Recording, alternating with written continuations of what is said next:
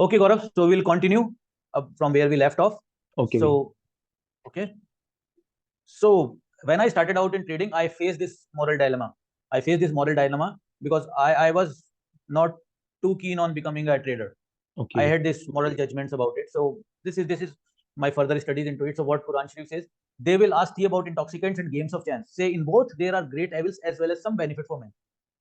There's always some benefit, gambling provides some kind of entertainment, and then even in intoxicant, somebody say, okay, I feel very relaxed after having some kind of intoxicant. So but the evil which they cause is greater than the benefit which they will bring. Okay, so read and reread it and make your own conclusions. Now I go further. It's like a crapshoot in Las Vegas, except in Las Vegas the odds are with the house. So you go to the casino and casino has the house. You have seen that game of roulette where you put a yes, small marble ball and there are numbers from 0 to 1 to 36, 36. Yeah, and 0. you play 1 to 36. Yeah, 1 to 36 you can place bet, but they also have 0 and double 0. So Yes, who owns 0 and double 0? 0 and double 0 belongs casino. to casino. Yes, So they actually have that kind of 6% kind of commission in that game. So more you play, more you tend to lose. So as for the market, the odds are with you because on an average, in the long run, the market have paid off. Say somebody who invested 50 years ago and stayed okay, invested, then market would have paid him. Somebody invested, let's say 20 years ago, and he used different instruments like options and futures for actual hedging purposes.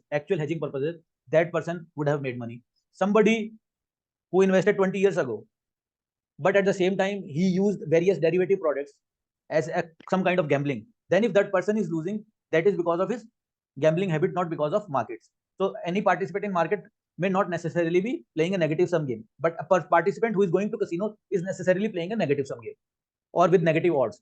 But markets are not in itself negative odds. It is because of our behavior that we created a game of negative odds. Okay, so next, lottery games date at least to biblical days, yani हजारों हजार साल पहले, thousands of years back. Israel was divided among 7 tribes by lot. Christian robe was given to a lottery winner, so it would not have to be cut. The Sistine Chapel and its painting were supported by lotteries. The Italian lottery have been running continuously since 1530. Lotteries are played in over 100 countries. So this thing speaks about the kind of acceptance that lottery has.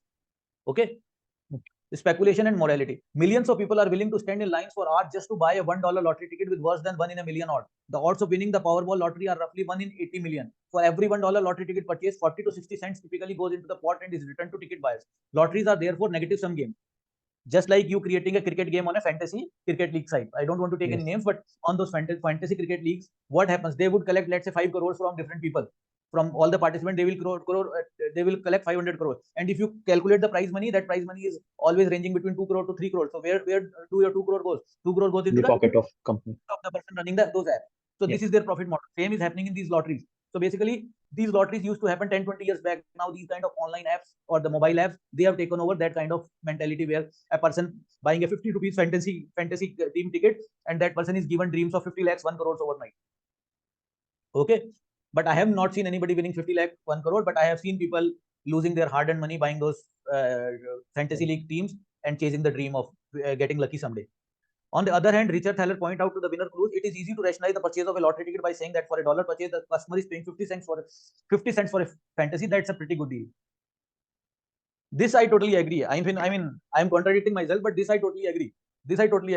Because once as a teenage boy, I bought a lottery ticket and I was so excited until that result came out. Obviously, I didn't won anything, but I remember that episode. That okay, how exciting it was for me as a kid. That okay, this could bring me a TV home. I think the biggest prize was TV. So I was so okay. excited. Okay, I'll have my TV. So my cousin was saying, okay, I'll have TV, and another cousin was saying, okay, I'll have ticket because we all three had tickets. So ultimately, so it turns out it was all just an entertainment for a maybe I don't recall. It was 1 rupee or 10 rupee ticket or something like that. Okay, So this is how it is. It was entertainment and excitement. But now as a grown up adult, will never participate any such things, which is a negative sum game and a game of chance. I would rather work hard and play positive sum game and make enough money to buy the TV rather than relying on a game of chance and thinking of getting lucky to win a chance. So I don't believe in those online lottery, that SMS that I get. You have $1 million in Super Lotto, or Coca-Cola has given me some kind of lottery, or some kind of money that I've received from some African king who died suddenly or something like that. So all these kind of getting rich suddenly overnight is always either you are defrauding yourself with such kind of thinking, participating yourself in these fantasy league games, or buying some kind of investment instrument which promise that they will get 10 times in value in 1 month or something like that, Yes. or believing on those SMS which say you have won super lotto of $10 million or $1 million like that. So these are all the same psychological of getting rich quick. Then other few important quotes that I share: the greatest advantage from gambling comes from not playing it at all. So this gentleman is suggesting that we should all stay away from gambling, and I actually believe in it. I believe that only small purpose gambling can serve is provide some kind of entertainment, but at the same time we know gambling is very addictive, and gambling can destroy businesses, families, whole finance can go wrong. So I would suggest every person to stay away from all kind of gambling. And nowadays gambling is coming in several ways. They are coming in way of these fantasy apps, some online games. Even people are placing games, bets on Ludo. Every kind of betting is available Gambling. today online. And it is slowly getting legalized in India. Some say no, this is this game of rummy is game of skill, this game of poker is game of skill. But then again, they don't serve any purpose beyond entertainment, and our life is not for entertainment. So any young gentleman, any intelligent person who is putting his effort and brain into winning some poker games online, I believe that person is much more capable of achieving more with his mind. So I would suggest to strongly stay away from all these apps and wasting your time. The mathematical expectation of the speculator is zero for me as well. The market doesn't give me any mathematical expectation. Let's say two players are playing with each other. Let's say two players are playing with each other. One person wins, other person loses, right? In a market, there are, let's say, 5 million players. 50 lakh players are there. The net winnings will always be equal to net loss. Let's assume for the timing that there are no transaction charges. There's no brokerages involved. There's nothing involved. Let's say, but your total winnings in game of derivatives market, I'm talking options, futures, etc. Your winnings cannot be more than the loss. We start from the mathematical expectation of a speculator is zero. So as I was saying, two persons are playing with each other. Let's say two persons are playing game of cards with each other. If one person wins 100 rupees, then necessarily the person, if A wins 100, then necessarily B has lost 100. So let's say stock market. In that, 5 million people are participating in futures and options or derivative or anything. So the total winnings of those who won out of them, let's say 1 million people won. So they won amount of, let's say, 100 crore rupees. Then the remaining 4 million must have lost 100 crore rupees. 100. I am assuming that there are no transaction charges, there are no brokerages, etc. So it is a zero-sum game. The market is not giving anything. But what happens over a period? Those who are playing game better, they tend to win. This is how I do it. I play the game better. Let's say poker player, a professional poker player, what he or she does, they are playing every hand slightly better than other people. They are playing slightly better than opponents. They are playing slightly better than the average people. So that slight better play gives them an edge that when they play each and every hand at the end of the year or at the end of the month, they have some winning amount in hand. This is the kind of thing that I am doing with my trading. I am trying to play every bet better than an average joy. I do lose on some bets, I do win on some bets, but net there is some kind of positive expectancy that I have in every bet that I place. So at the end of the year, I come out winning. Okay? This point is clear to you? Yes, sir. Speculation and morality. Games of chance must be distinguished from game in which skills makes a difference. The principle that work in roulette, dice, and slot machines are identical, but they explain only part of what is involved in poker. Betting on the horse and backgammon, which one group of games the outcome is determined by fate, with the other group choice comes into play. The odds, the probability of winning, or all you need to know the betting in a game of chance. But you need far more information to predict who will win, who will lose, when the outcome depends on skill as well as luck. There are card players and racetrack bettors who are genuine professional, but no one makes a successful profession out of craps. Many observers consider the stock market itself little more than a gambling casino. Card, coins, dice, and roulette wheels have no memory. So I would request you to just learn about what roulette game is, what is the game of craps, what is betting on horses, and what is backgammon is. I know what everything is, but it will be a long process if I go into explaining these. Okay. But basically, what they are explaining that games are of two types. One is of complete chance, like toss of a coin. There is no skill involved. There might be some skill involved in placing bets in a poker game. There might or a blackjack. There might be some kind of skill involved in those games. But they are still, I would call, more of gambling. Okay. Outright speculation is neither illegal, immoral, fattening to the pocket.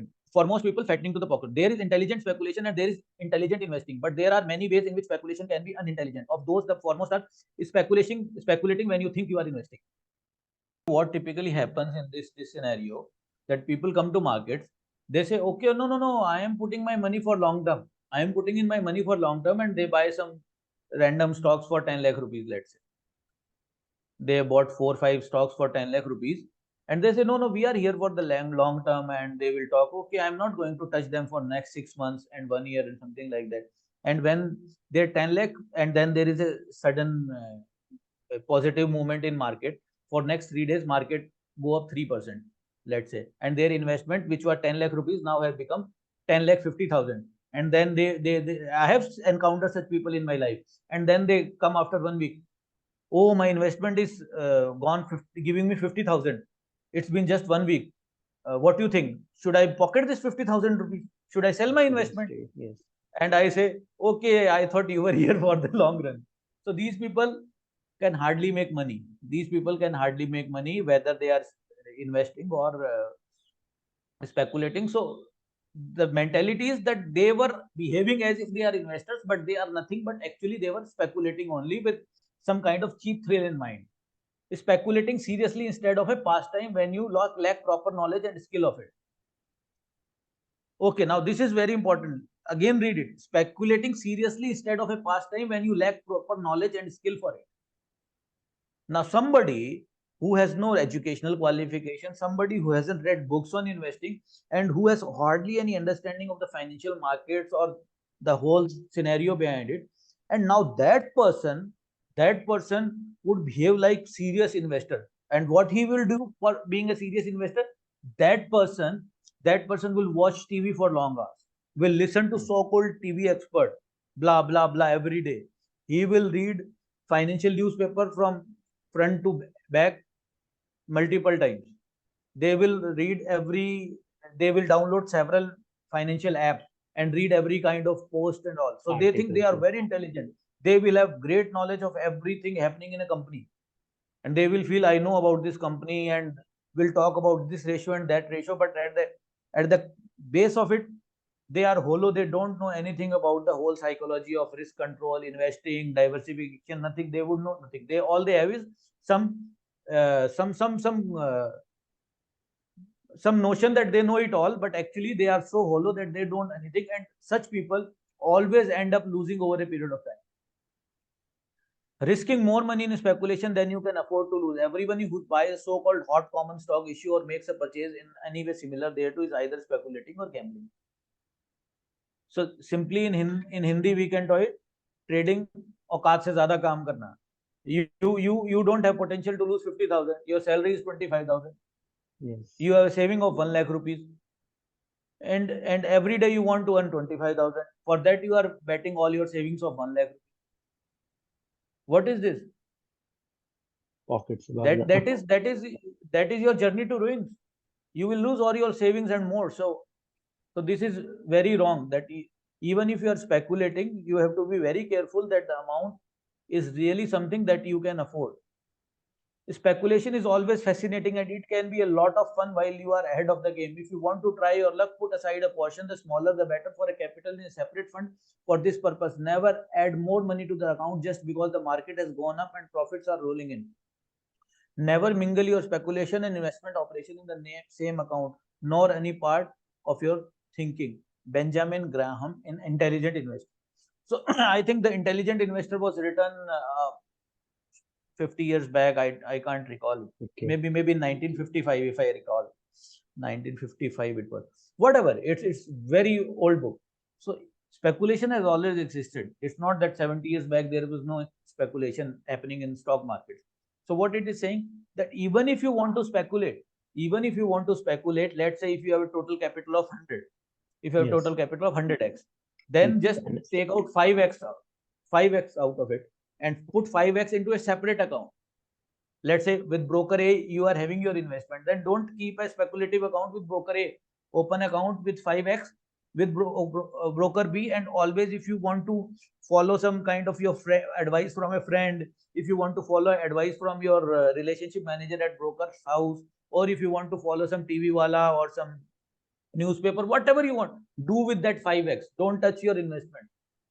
With your investment, be very very diligent. Any kind of trade from guts, you have a separate account for it if you want. for me, I don't have that craving to have some kind of speculative trade or anything like that. I don't have that craving thankfully. So I personally don't have any such account for any kind of speculative or some gambling kind of trade. But somebody who is not able to control his emotions and do not have that strong craving of taking some random trades, then he can do it with that 5x amount. And also Benjamin Graham suggests that do not put more money into it. At least have that discipline that if you have taken out that 5x 5% of your capital, then just stick with that 5% and don't keep on funding that losing account again and again. So these are something that you can do. These denizens of the marketplace will do anything that they can to part you from your money. They are ruthless and merciless. However, in spite of them, there are those who survive and get past the ones who would separate them from their hard-earned money. Those survivors have managed to learn a great lesson. Trading is a business and must be conducted as such. So these lines are not written by me, but they definitely reflect what I feel. There are people on YouTube, Twitter, Instagram, all of social media, on TV, on newspapers. They are looking for customers, clients for their fraud businesses, for they are looking for gullible investors. Your bankers are looking to sell you some kind of investment products. Your relationship managers at broker house are looking to sell you some kind of investment products or some kind of investing your money or some day safe destination. Some technical advisor is willing to give you hot tip. Yes. Or some random expert, some random financial influencer is trying to give you a hot tip, a Selling their random financial. courses also. Yeah, the courses is another part, but they are trying somebody with let's say 5 million followers. They are giving you a hot tip about some upcoming great stock and all. So they are all looking to make some money out of you. Nobody is concerned. So you have to be very strong, thick skinned to in the market. They are ruthless and merciless, as it says. So as I say, there are pitfalls at every step. हर कदम पे गड्ढा है, हर कदम पे गड्ढा है, बहुत ध्यान से चलना पड़ता है. You have to treat this path very carefully. And if I am existing here after 15 years, I have seen all those traps from every side. Those survivors have managed to learn a great lesson. Trading is a business and must be. So I take my trading activity purely as business. For me, it's a business. I do it diligently. I put in my hard work every day, and then I leave everything onto Almighty, because I have done my part. Then I take my lessons from Gita that okay, I have done my part. I have played my role, and I have no control over the results. आपके पास कर्मों का control है. You have control over your actions. You don't have control over results. Results. So, but we know that if you are karmas or if your actions are good, then most likely results are also good. But even my results are not as per my expectation, then I also accept it. I remember those lines from Amitabh Bachchan. Basically, he says that his father told me this. अगर मेरे मन का हुआ अगर मेरे मन का हुआ तो बहुत अच्छा हुआ, अगर मेरे मन का नहीं हुआ तो भी अच्छा हुआ, क्योंकि वो भगवान के मर्जी का हुआ या भगवान के मन का हुआ. So in either case, I am not too bothered about the results. I am happy with whatever result what I am concerned is that I follow the process and I put in my 100% efforts into my business. So this is how I go about it.